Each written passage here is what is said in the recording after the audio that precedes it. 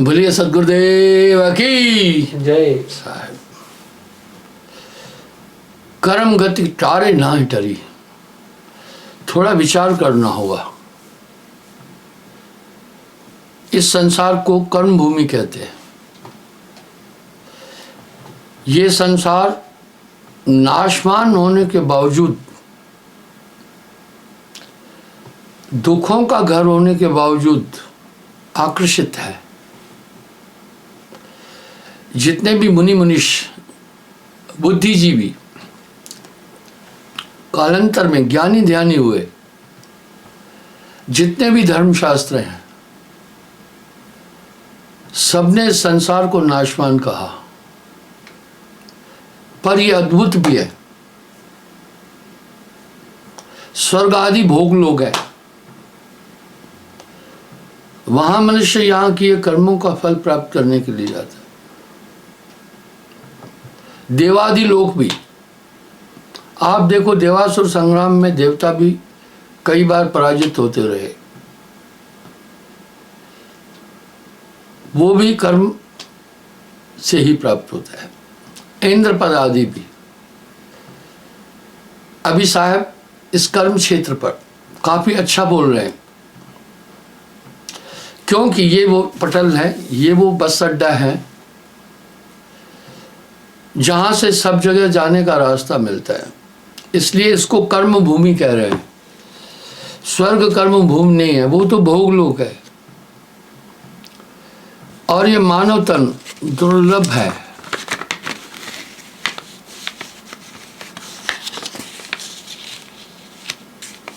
रामायण में भी गोस्वामी जी ने इसका उल्लेख किया। सुर दुर्लभ, जो देवताओं को भी आराम से नहीं मिलने वाला। यानी देवता चाहते ये शरीर मिले। दूध में काफी ऑप्शन है, आप चाहें तो उससे खोआ बना सकते हैं, पनीर बना सकते हैं, घी बना सकते हैं, आइसक्रीम बना सकते हैं, रबड़ी बना सकते हैं, रसमलाई बना सकते हैं। दूध में बड़े ऑप्शन है, लेकिन घी में उतने ऑप्शन नहीं है। और दूध तो घी की मां है। इस तरह इस मानव तन में बड़े ऑप्शन है। कर्म भूमि है। पहले मैं आपसे कर्म पर बात करूंगा, आगे चलेंगे फिर। ये बात तो रामायण में भी उल्लेखित है।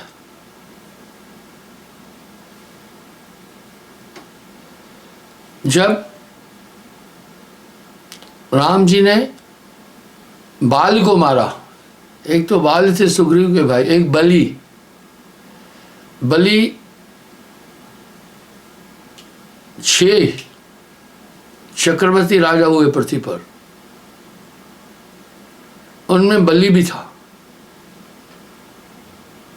महान दान पुण्य करने वाला बलि था। बलि चाहा वो वैकुंठ को भेज दियो पाताल। नीच हाथ हरिचंद बिकान। अब साहब क्या कह रहे हैं? कर्म गत टारे ना ही टरी।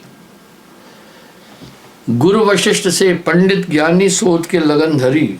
वाह। सीता हरण मरण दशरथ को, सीता हरण मरण दशरथ को, वन में विपत पड़ी। ये कर्म। नीच हाथ हरिचंद बिकाने, बलि पाताल धरो। तो राम जी ने बाल को मारा।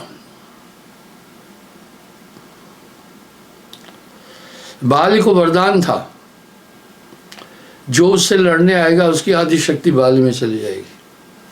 इसलिए राम जी ने भी ओट, पेड़ की ओट में छिप करके बाल को मारा।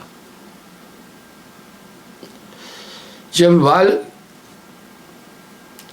मूर्छित होकर गिर पड़ा, प्राण निकलने वाले थे, उन्होंने एक प्रश्न किया, मैं बैरी सुग्रीव प्यारा, कारण कौन नाथ में मारा। बोला मैंने तो आपका कुछ नहीं बिगाड़ा, आपके लिए सब समान होना चाहिए था। क्या कारण था मुझे आपने मारा, क्यों मारा? भाई कोई आदमी अगर अचानक आपको चोट लगाए तो आप नहीं पूछते हैं चोट क्यों लगाई? राम जी ने उत्तर अच्छा दिया, अनुज बधू भगनी सुत नारी कन्या समीह उच्चारी। छोटे भाई की पत्नी, भगनी छोटी बहन, बहू आदि ये कन्या है। अनुज बधू भगनी सुत नारी कन्या समीह होते है चारी। इन्हें बिलोकत कुदृष्ट जोई तह वध की कछु पाप न होई। इन्हें विलोकत, विलोकत का मतलब है देखना, कुदृष्टि से देखने पर भी, कुदृष्टि ये क्या है? कुदृष्टि गाड़ियों में कहीं कहीं लिखा है, बुरी नजर वाले तेरा मुंह काला। मुझे एक लड़की ने एक बात बोली, एक आदमी का नाम लेकर बोला ये इतनी बुरी दृष्टि से देखता है कि मैं नजर नीचे कर देती। मैथनो चित्मनो भी सेक्स है। बोला राम जी क्या बोल रहे हैं, अगर कुदृष्टि से भी देखे इनको तो हम वध किए कछु पाप नहीं, बाकी आगे नहीं बढ़ा। अगर ऐसा भी किया उसका वध करने से पाप नहीं है। तर्क अच्छा दिया राम जी ने। उसके बाद फिर क्या कहा पता है? बोला हे बाल, द्वापर में मेरा कृष्णा अवतार होगा, तू अपना बदला लेना। वही बाल पराधी हुआ और बाण से वासुदेव कृष्ण की मृत्यु हुई थी। यानी बड़ी बड़ी शख्सियतों को भी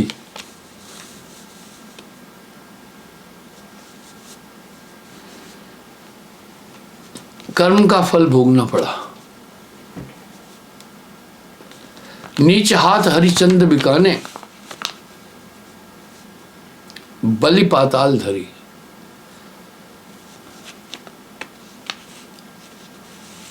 यदकुल अपना सूर्यवंश के प्रतापी राजा हरिश्चंद्र, रघुवंश के जो महान सत्यवान और प्रतापी राजा थे, कर्म के कारण ही नीच हाथ हरिचंद बिकाने, कल्लू चंडाल के हाथ में बिके थे। आज भी काशी में जाना, वहां आपको राजा हरिश्चंद्र घाट मिलेगा। चंडाल मुर्दा फूंकते हैं, वहां वो मुर्दा फूंकते थे।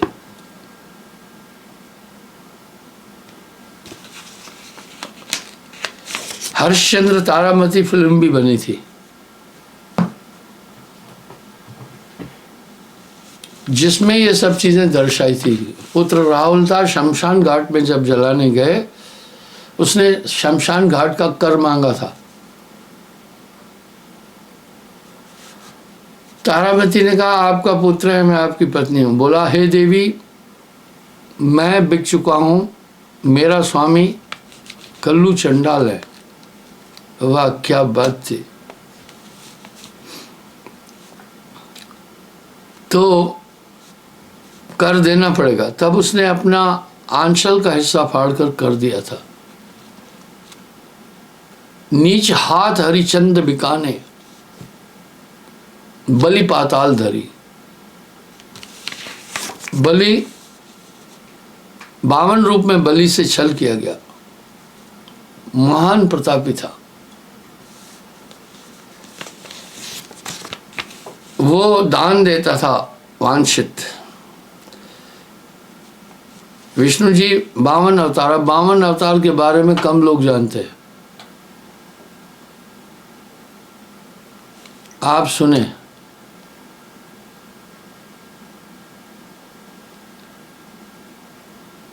मौना किसको कहते हैं? हर आदमी की ऊंचाई 52 उंगली है। नीच हाथ हरिचंद बिकाने,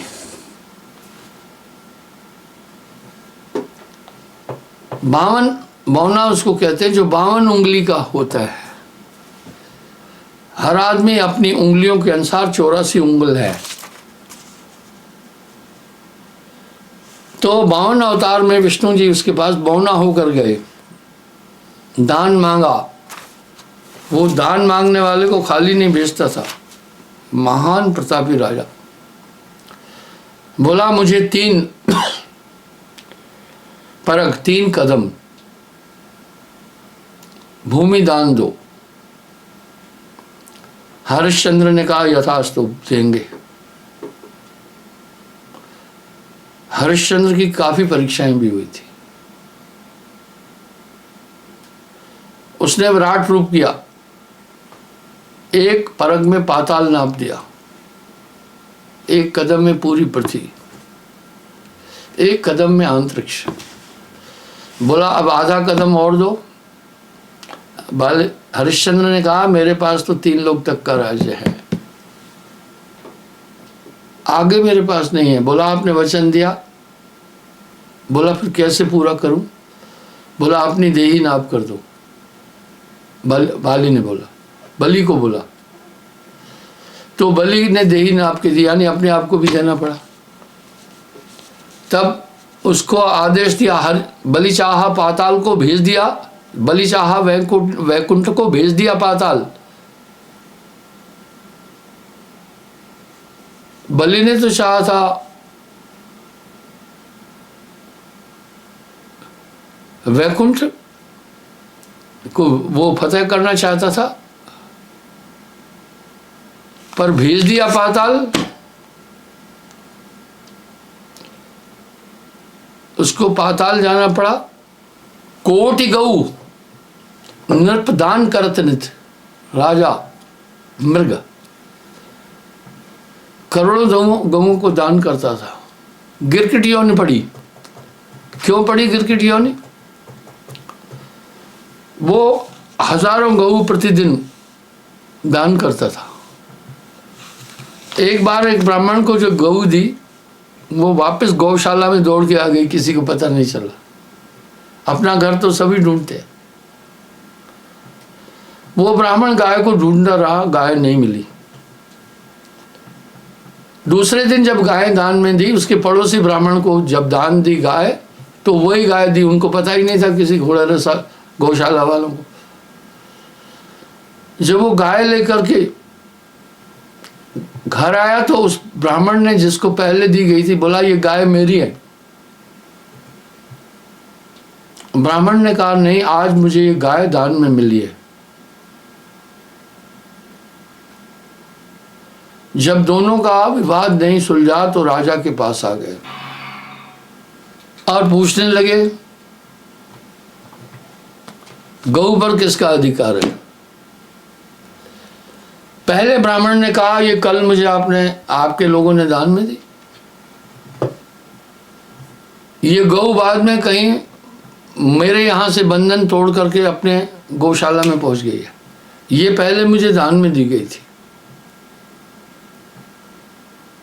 दूसरे ब्राह्मण ने कहा, मुझे ये गाय आज दान में आप लोगों ने दी, इस पर मेरा अधिकार है।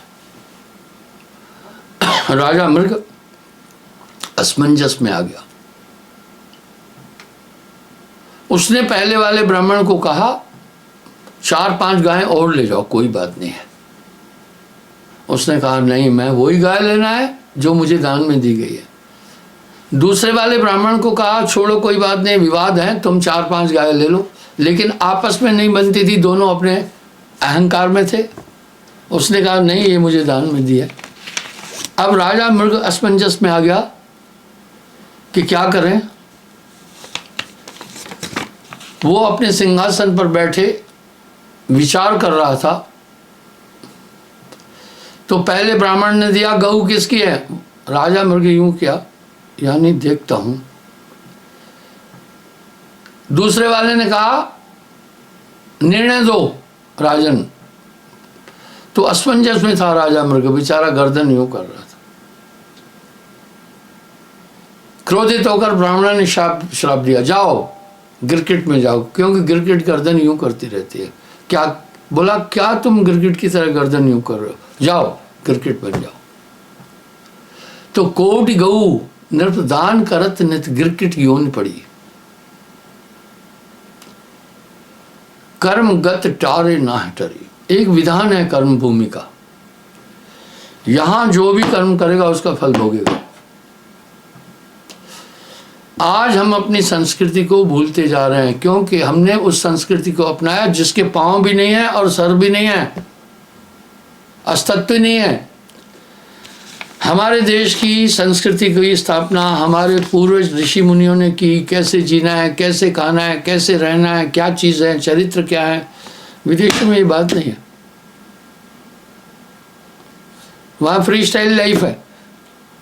अगर माँ का संबंध किसी और आदमी के साथ है पति के अलावा, पुत्र नहीं कहता है, बोलता है एंजॉय। लेकिन ये संस्कृति बहुत शालीन है। धीरे धीरे ये संस्कृति पर, हमारी संस्कृति पर पाश्चात्य संस्कृति के वस्त्र आते जा रहे हैं।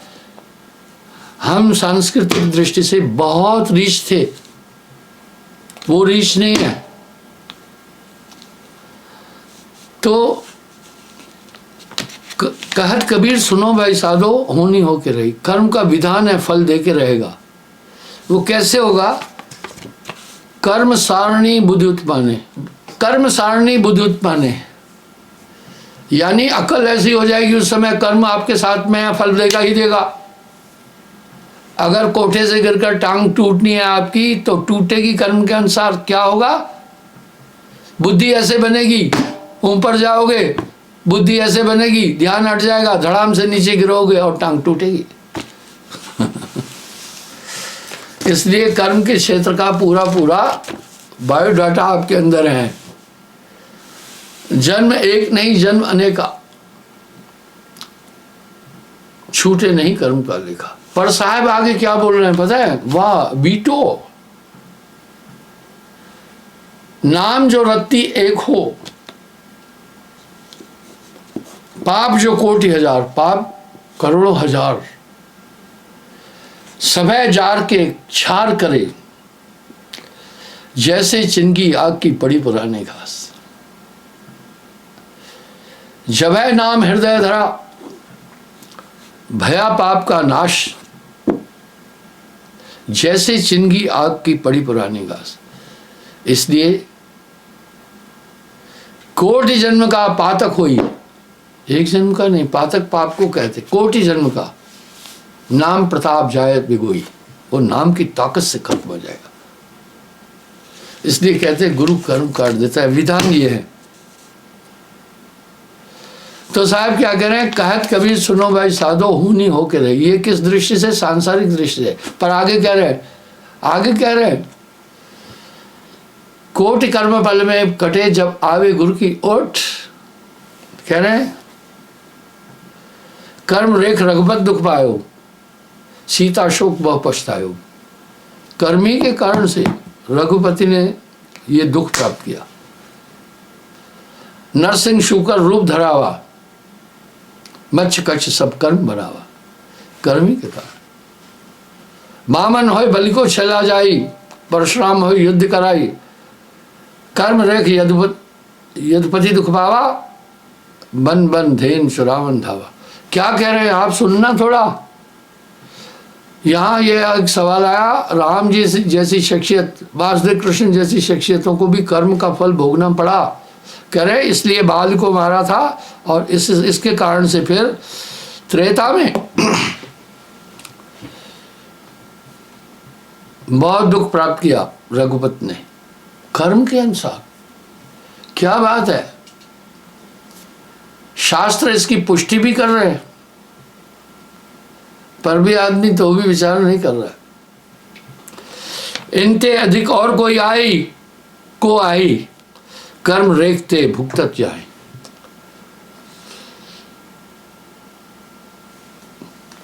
यानी रामकृष्ण से को बड़ा,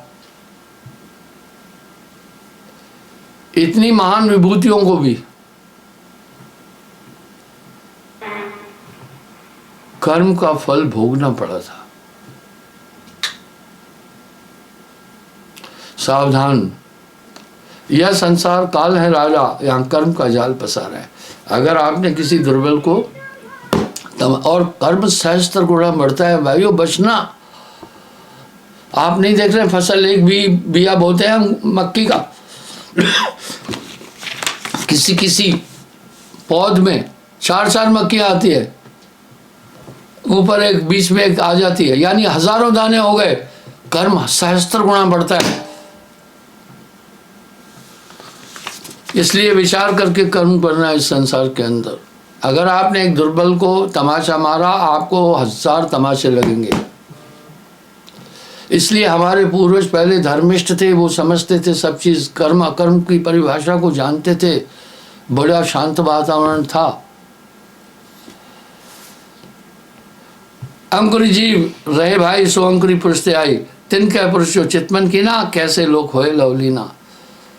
मूर्खा शब्द नहीं माने भाई, अंकुरी परवाना पाई। इन सबको जग करता जाने, ताते आवागमन नसाने। सदगुरु मिले तो सत शब्द लगावे, कर्म रेख बंधन मुक्त आए। आप देखिए, सदगुरु मिले सत शब्द लगाए, कर्म रेख बंधन मुक्त आए। अर्थात वो कर्म रेख से बाहर कर देता है।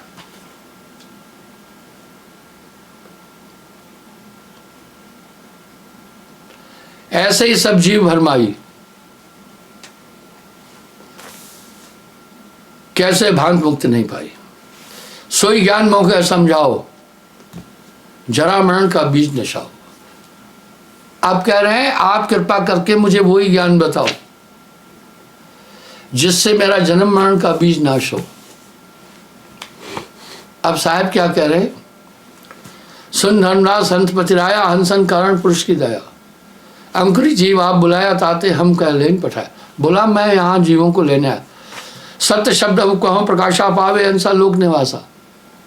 इस काल के संसार से ये जीव कैसे निकलेगा, मैं तुझे बोलता हूँ।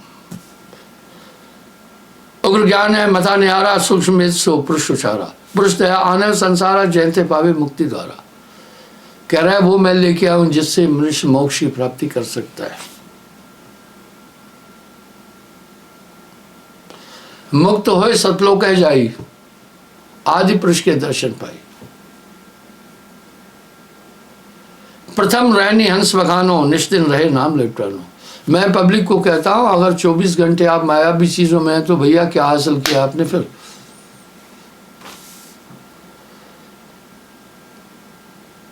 तीनों गुण हैं,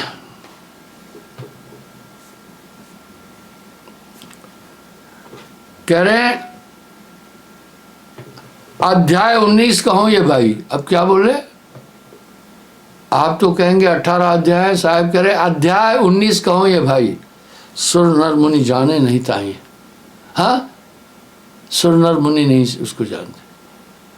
मुक्त होए सतलोक कह जावे, आदि पुरुष के दर्शन पाए। प्रथम रहनी हंस बखानो, निस्दिन रहे नाम लपटानो। उस नाम की ताकत से तीनों गुण है विष के मूला, ताते दुख सुख भय रसूला। रजतम सत ये बंधन कारक तीनों, इनसे परे। दुई गुण कवई चित्त न हारे, रजतम को परपंच विसारे। वासा करे सत्य के माई, आशीत आशा ताकि राखे नहीं। मन पवन को लेकर सुखमना में पहुंचे, तहवा आनंद होए झनकारा, बिन दीपक मंदिर उजियारा। अब यहां साहब कह रहे वही आनंद की प्राप्ति, यानी नाम पर साहब ने बहुत कुछ कह दिया। ऐसी रहनी हंस रावे, वर्ण योनि संकट है, फिर नहीं आएगा कभी। धर्मदास के सुनो गुसाई, पुरुष नाम कहो समझाई। धर्मदास जी अच्छा बोल रहे भाई, सहस्त्र नाम जो वेद बखाना, नेति नीति कर बहुर न जाना। भाई सहस्त्र नाम वेद में वही नाम है, कुछ और नाम है। आप किस नाम की बात कर रहे हैं? कौन नाम का स्मरण करे, कैसे सदा पुरुष चित्त रहे, कैसे उसका स्मरण करे, कैसे आवागमन मिट जाई, क्षर अक्षर कह समझाई। समझाओ। सुन धर्मन तुम हंस प्यारे, तुमसे काज सकलम सारे। सुमरन आज में तुम्हें सुनाऊं, सकल कामना तोड़ मिटाऊं। बोला मैं तुम्हें बताता हूं, तुम्हारी सकल कामना मिटा दूंगा। नाम एक जो पुरुष को आई, अगम अपार पार नहीं जाए, वेद पुराण पार नहीं पावे। ब्रह्मा विष्णु महेश्वर धाये, आदि कहो तो को बतियाई, अंत कहो तो प्रलय जाई। कह रहे वो कोई नहीं जानता है। ब्रह्म नाम थे नाम बड़ वरदायक वरदान। रामचरित्र मानस में गोस्वामी जी भी कह रहे हैं, साहब कह रहे वो नाम।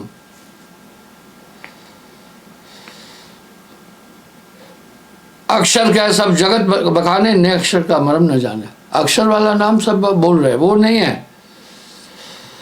कहा न जाए लिखा न जाए, बिन सदगुरु कोई ना पाए।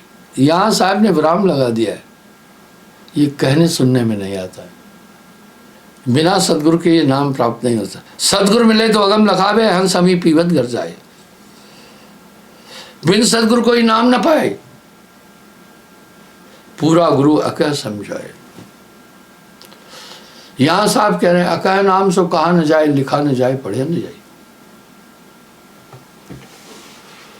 अब मैं आपको वो दृश्य दिखाऊंगा जिसमें हरिश्चंद्र तारामती से शमशान कर मांग रहा था।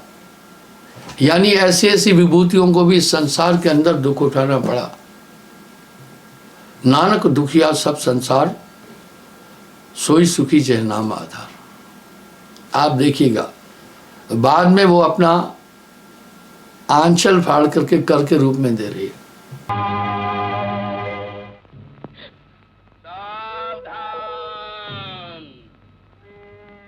बिना कर चुकाए कोई मुर्दा नहीं जलाने पावे। सावधान। कौन हो देवी? एक दुखियारी माँ। कौन मर गया है? मेरा एकमात्र सहारा। भगवान से बढ़कर कोई सहारा नहीं है देवी। उसी ने ये दिन दिखाया, माँ बाप के रास्ते इकलौता पुत्र छीन लिया। ये कर्म भूमि है देवी, यहाँ विलाप उचित नहीं। पुत्र का संस्कार करो और कर्म मुक्त हो जाओ। पिता के होते क्या ये कर्म माँ को करना होगा? कौन है इसके पिता? जो कभी सम्राटों के सम्राट थे। और आज भी जिनके नाम से सूर्य की प्रखरता, चांद की शीतलता, आकाश की गंभीरता और पृथ्वी की सहनशीलता है। उस महापुरुष का नाम हरिश्चंद्र।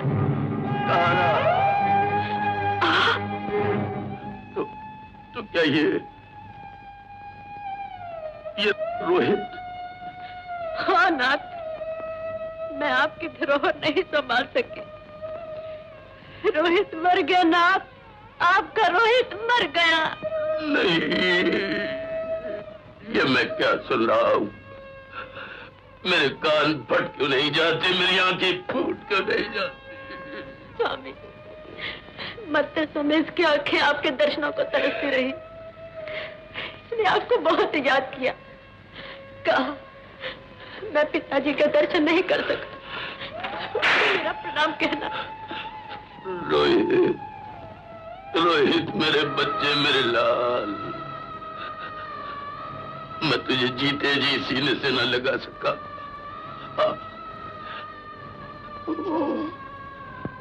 आज मरने पर ही मैं तुझे प्यार कर लूं।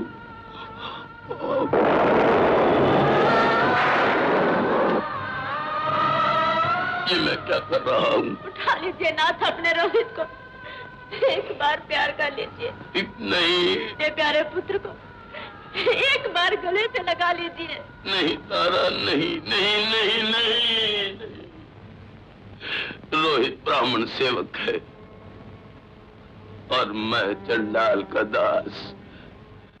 जब जीते जी उसे छूकर अपवित्र नहीं किया तो शव छूकर उसका परलोक क्यों बिगाड़ूं? क्या आप उसके पिता नहीं? क्या ये आपका पुत्र नहीं? क्या पुत्र की अंतिम क्रिया करना पिता का धर्म नहीं?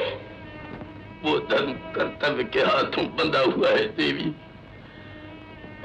अब हम पहले चंडाल हैं, फिर पिता।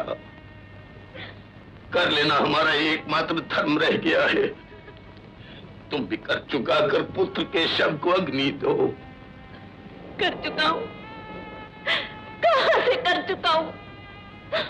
अब इस भिखारी के पास रह ही क्या गया है जो कर चुका है? तो सुन लो पुत्र की माता, कर ये बिना तुम पुत्र का अंतिम संस्कार नहीं कर सकोगी। ऐसा न कहिए स्वामी, इतने कठोर न बनिए। हरिश्चंद्र नियम भंग नहीं कर सकता, कर लिए बिना मुर्दा जलाने की आज्ञा नहीं दे सकता।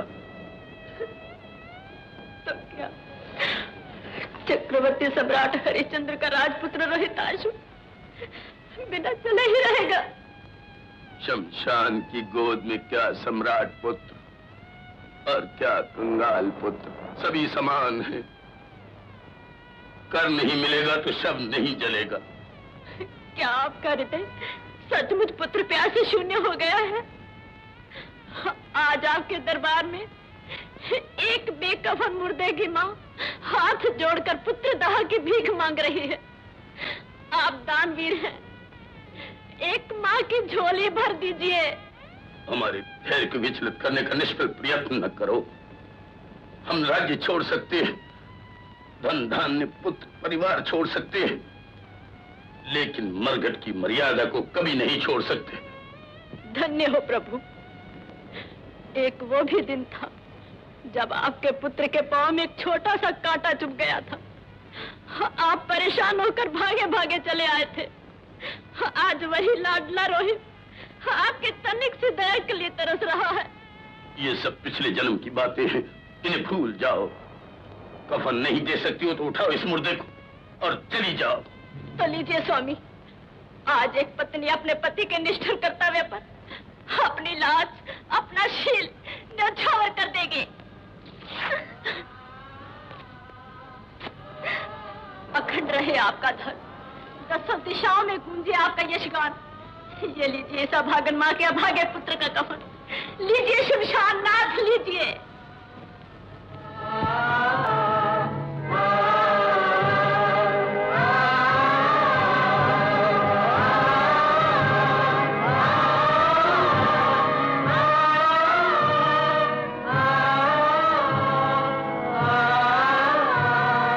माफी चाहता हूँ, कल फिर हाजिर हो जाऊंगा साहब।